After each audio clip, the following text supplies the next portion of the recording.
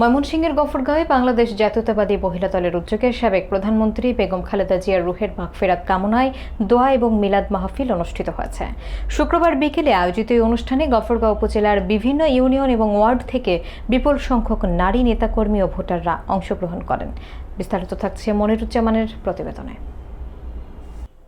ময়মনসিংহের গফরগাঁওয়ে বাংলাদেশ জাতীয়তাবাদী মহিলা দলের আয়োজনে বিএনপির চেয়ারপারসন ও সাবেক 3 বারের সফল প্রধানমন্ত্রী বেগম খালেদা জিয়ার আত্মার মাগফিরাত কামনায় এক দোয়া ও মিলাদ মাহফিল সম্পন্ন হয়েছে। শুক্রবার বিকাল 4টায় অনুষ্ঠিত এই কর্মসূচিতে অংশ নেন গফরগাঁওয়ের দূর দূরান্ত থেকে হাজার হাজার নারী নেত্রী এবং সাধারণ সমর্থক সমবেত হন। অনুষ্ঠানে প্রধান অতিথি হিসেবে উপস্থিত ছিলেন ময়মনসিংহ দক্ষিণ জেলা মহিলা দলের সহসভাপতি ও গফরগাঁও উপজেলার সভাপতি আফসানা মিমি। বিশেষ অতিথি হিসেবে এতে যোগ দেন উপজেলা এবং বিভিন্ন ইউনিয়ন ও ওয়ার্ড পর্যায়ের মহিলা দলের নেতৃবৃন্দ। অনুষ্ঠানের সূচনা হয় পবিত্র কোরআন তিলাওয়াতের মাধ্যমে এবং এরপর মরহুমা বেগম খালেদা জিয়ার রুহের মাগফিরাত কামনা করে বিশেষ মোনাজাত পরিচালনা করা হয়।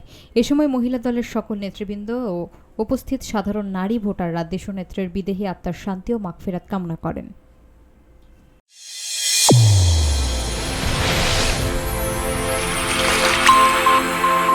চ্যানেল A1 হৃদয়ের স্পন্দন।